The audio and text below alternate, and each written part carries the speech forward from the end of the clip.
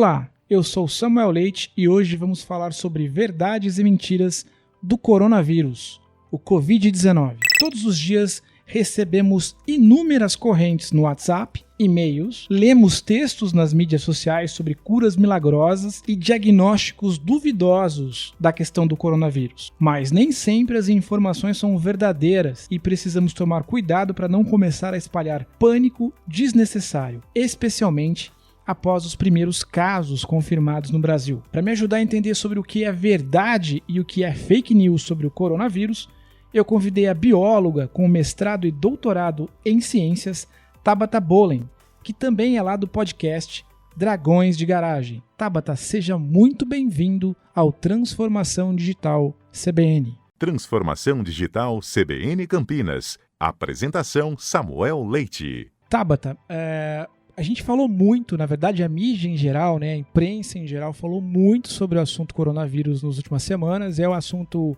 que vem ocupando parte importante do noticiário, não só brasileiro, mas mundial. Mas eu acho que era legal a gente fazer um overview, explicar para a nossa audiência um pouquinho sobre o que é de fato o coronavírus. Você pode explicar para a gente, pode definir para a gente o que é o coronavírus? Claro. Antes de tudo, obrigada, Samuel, pelo convite de estar aqui falando com todos vocês. É um prazer enorme. E, bom, o coronavírus, ele é um tipo de vírus. Porque quando a gente, por exemplo, pensa em alface, a gente tem 4 tipos diferentes de alface. E no caso do SARS-CoV-19, que é como ele está sendo chamado agora, ele é um tipo de vírus de coronavírus. E eles têm esse nome de coronavírus por conta da estrutura da célula deles, que eles têm várias pontinhas, como se formassem uma coroa, por isso coronavírus. Perfeito. Ele surgiu recentemente, não é isso? Agora no final do ano passado. E conta pra gente um pouquinho sobre a origem, especificamente desse vírus.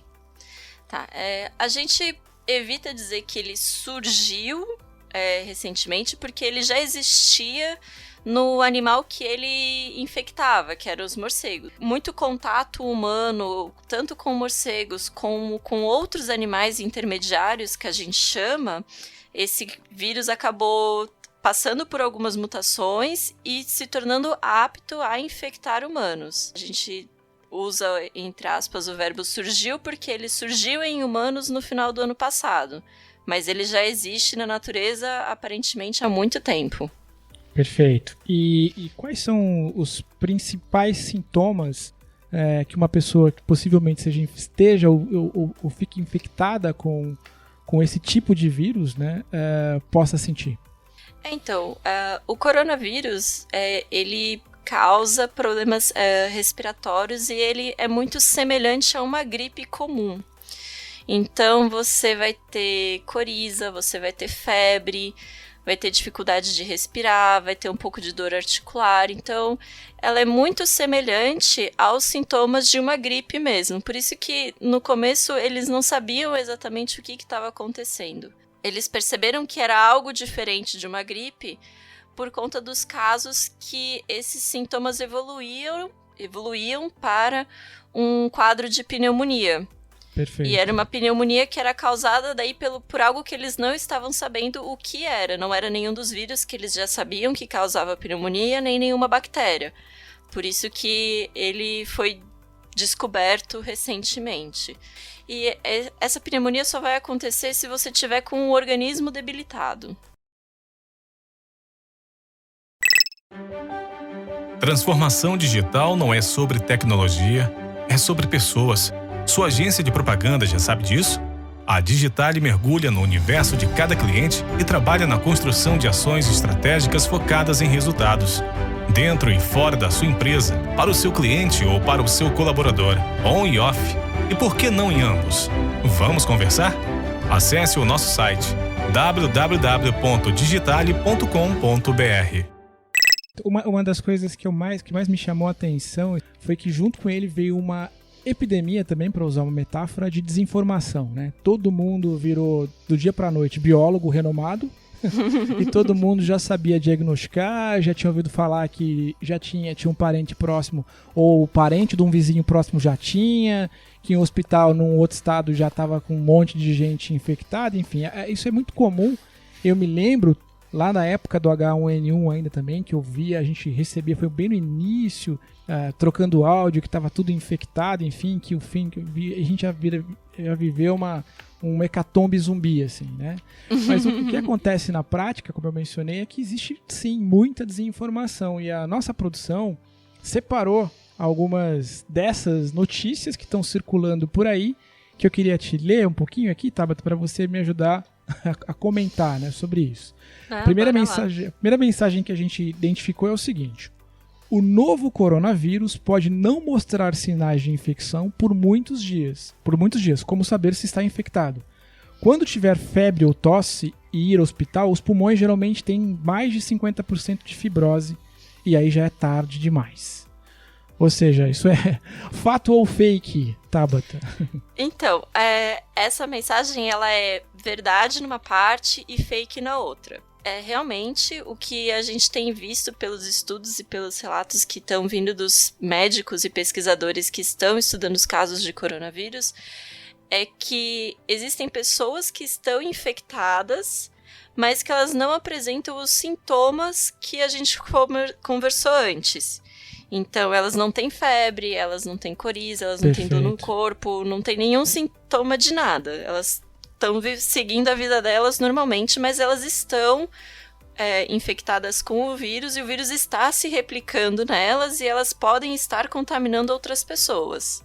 Perfeito. Esse é o grande perigo desse novo vírus, né? Exatamente, porque você geralmente... Porque como você não está apresentando os sinais de infecção, não dá para você saber se está infectado ou não. E geralmente quando os sinais aparecem, a fase de replicação do vírus e de contaminação que essa pessoa tem para outras pessoas já está no final. Perfeito. Então aí os sintomas aparecem mais pro finalzinho, você já não está mais com um potencial de infectar outras pessoas tão grande quanto antes. Agora, a outra mensagem de que você vai ter já 50% de fibrose e aí já é tarde demais, aí já é mentira. Perfeito. Não necessariamente vai ser coronavírus. Tem mais uma notícia aqui. Na verdade, não é nenhuma notícia, é uma receita milagrosa. Tomar uísque com mel e limão, fazer gargarejo com enxaguante bucal, lavar o nariz com soro fisiológico, tomar água a cada 15 minutos e se expor a temperaturas de 26 ou 27 graus podem eliminar a contaminação ao coronavírus.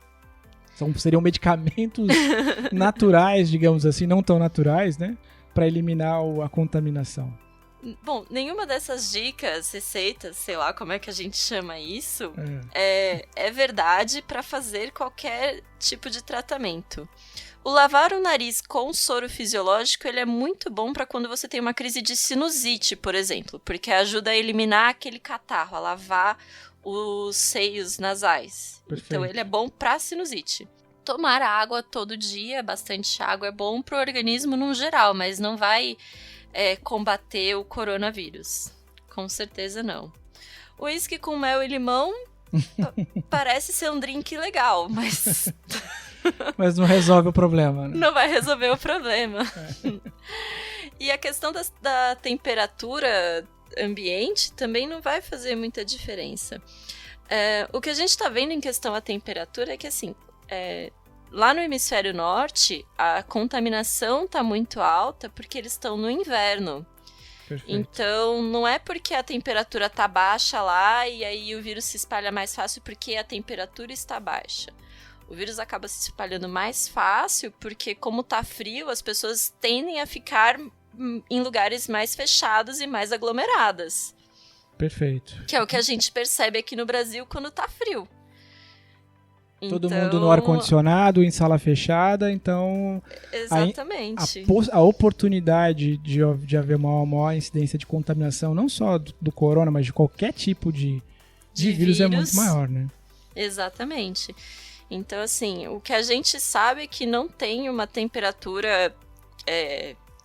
que vai matar o vírus em si. O vírus, ele tem que estar adaptado a temperaturas relativamente altas, porque o corpo humano tem uma temperatura base de 36 graus Celsius, então ele sobrevive até essa temperatura e até um pouco mais, porque ele causa febre. Então, dá pra chutar que até uns 40 graus Celsius ele sobrevive tranquilamente. E como você consegue ser contaminado em lugares que está frio, ele também consegue sobreviver a temperaturas mais baixas. Então, essa história da temperatura não vai fazer diferença nenhuma para combater o vírus. Perfeito.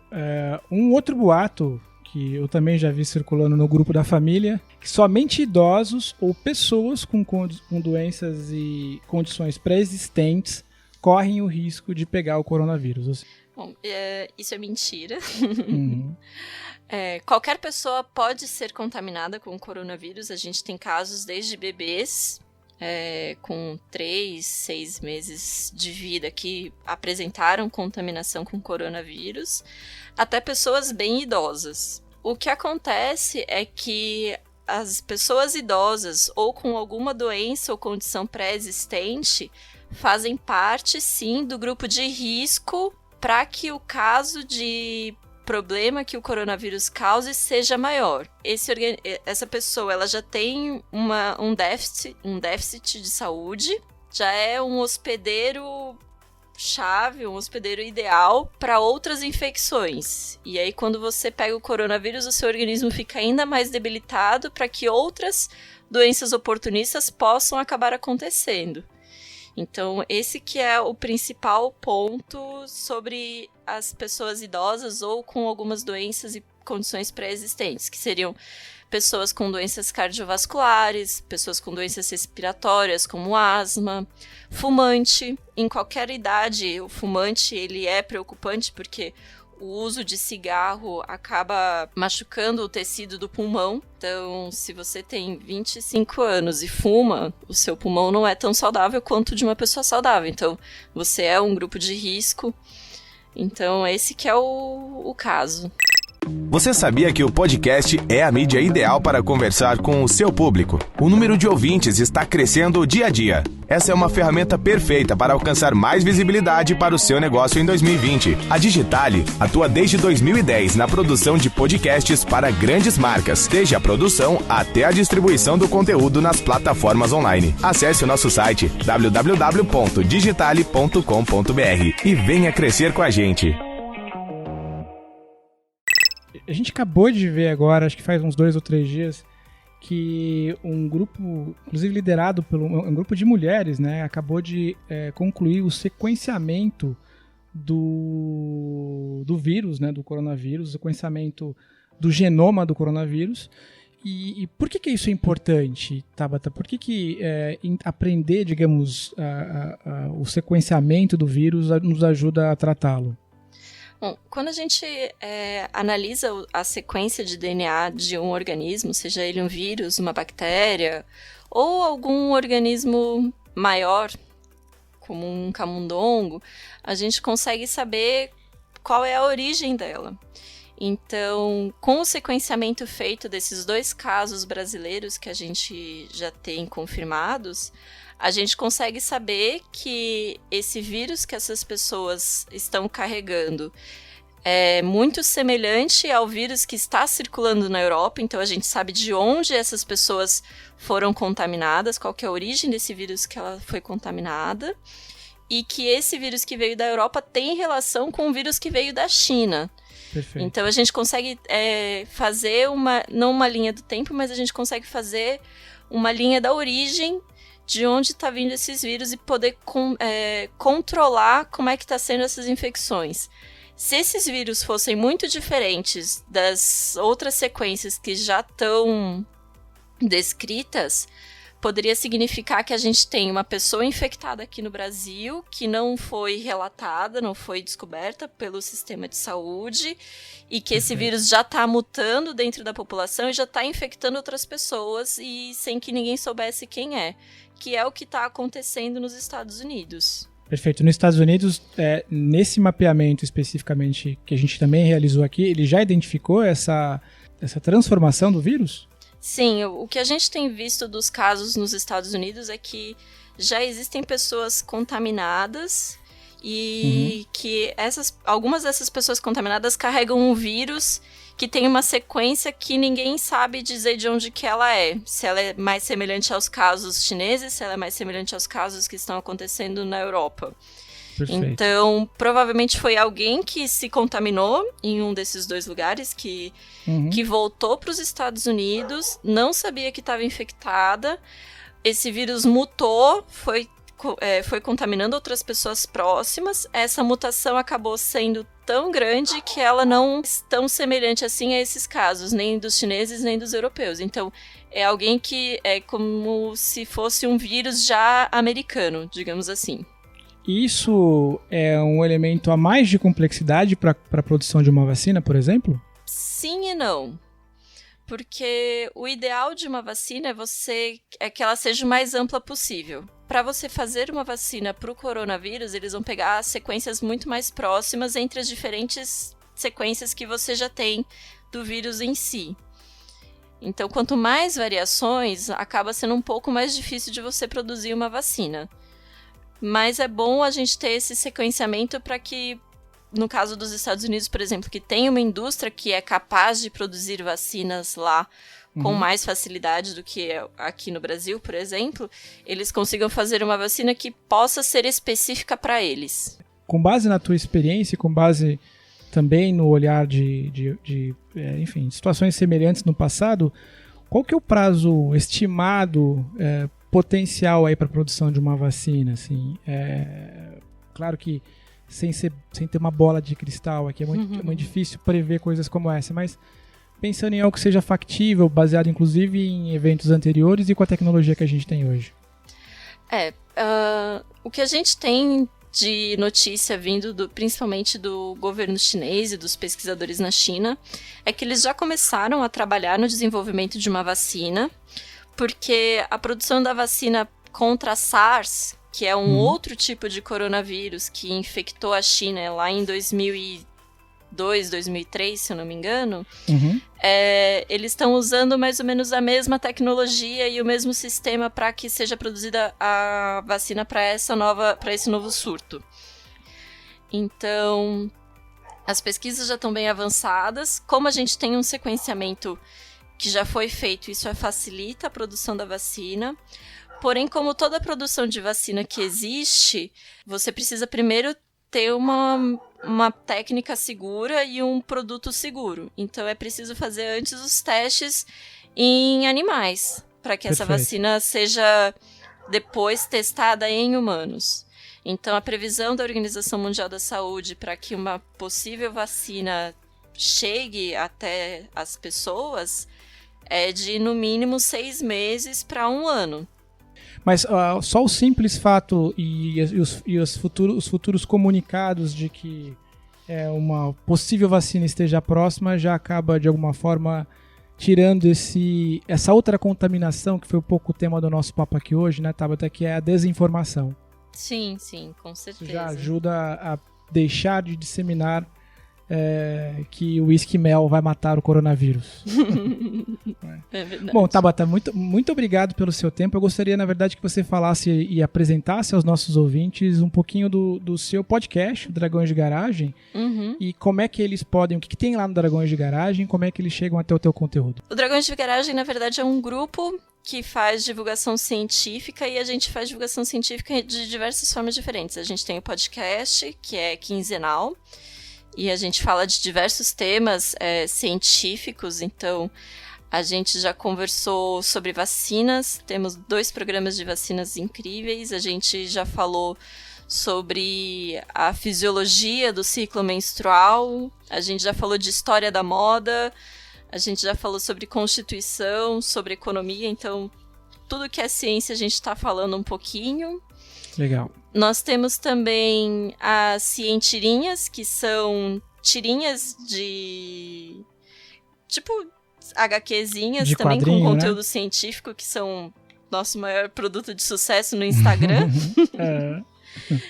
E se vocês quiserem saber como que eu pareço, eu coordeno o nosso canal no YouTube, em que eu apresento, junto com outros colegas, resultados que andam aparecendo nos artigos científicos produzidos pelos cientistas, para que todo mundo possa saber o que um cientista faz, o que um cientista pesquisa e por que as pesquisas realizadas por esses cientistas pode ser importante para as pessoas. Muito bem. E aí é só procurar Dragões de Garagem nesses espaços todos, né? No YouTube, no É só Spotify. Procurar por Dragões de Garagem no Spotify, no YouTube, no Instagram, no Twitter, no Facebook. Bom, eu conversei aqui com a Tabata Bollen, bióloga com mestrado e doutorado em ciências. Tabata, muito obrigado pelo teu tempo. Foi um prazer conversar contigo e até uma próxima oportunidade. Eu que agradeço o convite, Samuel. Muito obrigada. Transformação digital não é sobre tecnologia, é sobre pessoas. Sua agência de propaganda já sabe disso? A Digitale mergulha no universo de cada cliente e trabalha na construção de ações estratégicas focadas em resultados. Dentro e fora da sua empresa, para o seu cliente ou para o seu colaborador, on e off. E por que não em ambos? Vamos conversar? Acesse o nosso site www.digitale.com.br. Bom, pessoal, estamos chegando ao fim de mais um episódio do Transformação Digital CBN. Eu gostaria de deixar alguns recados para vocês. Mais uma vez, agradecer, como sempre eu faço, a nossa audiência que vem crescendo semana a semana. Lembrar que o Transformação Digital CBN é um programa aqui da CBN Campinas que tem uma versão em podcast. Digo isso sempre por uma razão em especial, porque a gente tem eu recebo muitas mensagens de pessoas que não são daqui da cidade de Campinas, mas que estão gostando do conteúdo. Então, se você quiser também deixar o teu recado, se você quiser também dividir a tua sugestão de pauta, de tema para a gente poder abordar nos próximos programas, a gente tem 2 ou 3 canais aí mais assertivos para isso. O primeiro é o meu e-mail, que é o samuel@cbncampinas.com.br, e eu também estou recorrentemente nas redes sociais, a gente também consegue conversar por ali, e o meu usuário é @samuelleite. Você me encontra no Facebook, no Twitter e no Instagram. Então é isso. Muito obrigado pela audiência mais uma vez. Obrigado. Se você não segue o nosso podcast lá no Spotify, no Apple Podcast, no Deezer, eu recomendo fortemente a assinatura do nosso feed lá, porque ela é gratuita. Queria também, sobretudo para quem nos acompanha em podcast, dizer que a gente está aqui no mês de março e o nosso podcast Transformação Digital CBN está fazendo parte da campanha O Podcast é Delas 2020, que é uma campanha criada pela Domênica Mendes e pelo Rodrigo Basso para incentivar, encorajar mulheres e meninas a desenvolver, a criar novos conteúdos e para trazer a força feminina para os conteúdos em podcast no Brasil e em Portugal. Então, mais uma vez, parabéns para a Domênica e pelo Rodrigo por essa campanha que eu menciono aqui novamente, é o hashtag O Podcast é Delas 2020. O Transformação Digital CBN é um programa da Rádio CBN Campinas, que tem a produção de Tata Finoto, a edição de Heitor Facini. Apresentação Samuel Leite. Um grande abraço e até o próximo sábado.